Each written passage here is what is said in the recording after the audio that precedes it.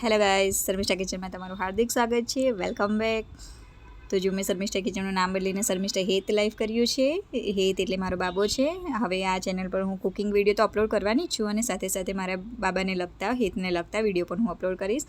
તો ચાલો આજે આપણે મિક્સ ચેવડો બનાવીશું, એકદમ યમ્મી અને ટેસ્ટી. તો ચાલો આની રેસીપી આપણે સ્ટાર્ટ કરીએ. તો એના માટે અહીંયા સિંગદાણા લીધા છે. સિંગદાણા આપણે આ રીતના જો એકદમ ગરમ તેલમાં એને તળી લેવાનું રહેશે.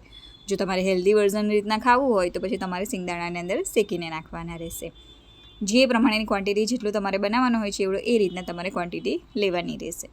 હવે આમાં આપણે દાળિયાને પણ તળી લઈશું. દાળિયાને પણ તમે શેકીને લઈ શકો છો. તો આ રીતના જો એકદમ હાઈ ફ્લેમ પર તમારે તળવાનું રહેશે. તો જો કેટલા સરસ તળાઈને રેડી થઈ ગયા છે. હવે એમાં કાજુ આપણે તળી લઈશું. કાજુને પણ તમે સેલો ફ્રાય રોસ્ટ કરી શકો છો. બટર કે તેલમાં થોડું તેલ કે બટર નાખીને તમે એને શેકી લેવાના રહેશે જો તમારે હેલ્ધી વર્ઝન ખાવું હોય તો. નહીં તો આ જ રીતના ચેવડો મસ્ત એવો લાગશે, સ્વાદિષ્ટ અને ટેસ્ટી લાગશે. હવે આપણે એમાં સૂકી દ્રાક્ષ જે આવે છે, જેને આપણે કિસમિસ કહીએ છીએ, એને પણ તળી લઈશું. તો જો કેટલી સરસ રીતના ફૂલી ગઈ છે. હવે એમાં આપણે મકાઈનો ચેવડો ઉમેરીશું. એને પણ એકદમ હાઈ ફ્લેમ પર તળવાનું રહેશે, જેનાથી મકાઈનો ચેવડો થોડું તેલ ઓછું ઓબ્ઝર્વ કરે એમાં.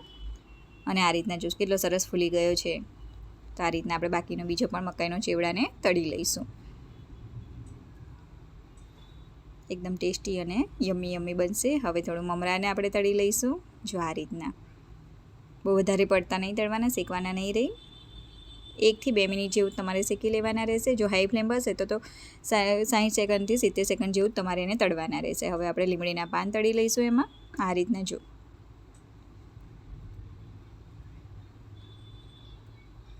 આમાં તમારે મનપસંદ ડ્રાયફ્રૂટ પણ તમને જે ભાવે તે તમે ઉમેરી શકો છો. હવે પૌવાને તળી લઈશું.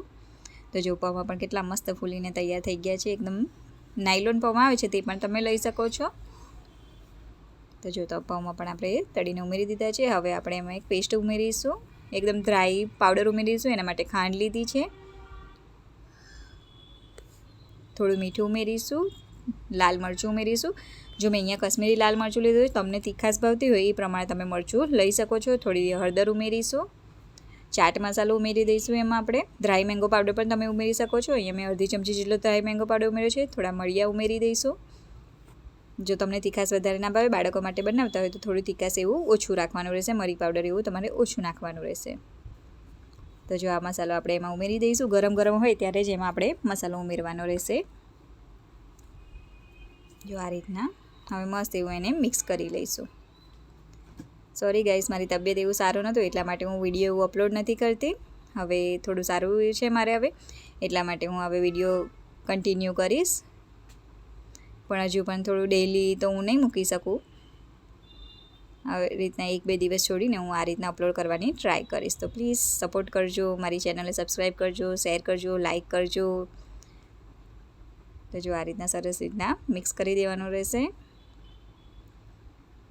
જો કેટલો સરસ દેખાય છે. ખાવામાં પણ ખૂબ જ મજા આવી જાય એવો મસ્ત બનશે. તો ચાલો એને સર્વ કરીએ ચા સાથે. સવારના નાસ્તામાં મસ્ત એવો લાગે. દિવાળી હોય, કોઈ પણ તહેવાર હોય ત્યારે પણ આપણે ફરસાણ આ રીતના બનાવવું હોય તો આ મિક્સ ચેવડો બનાવી દેવાનો. લોકો પૂછશે કે કઈ રીતના બનાવ્યો, એટલો સરસ બનશે. તો પ્લીઝ એકવાર જરૂરથી ટ્રાય કરજો અને મને કોમેન્ટ કરજો કે તમે બનાવ્યો તો કેવો લાગ્યો. Thank you and so much.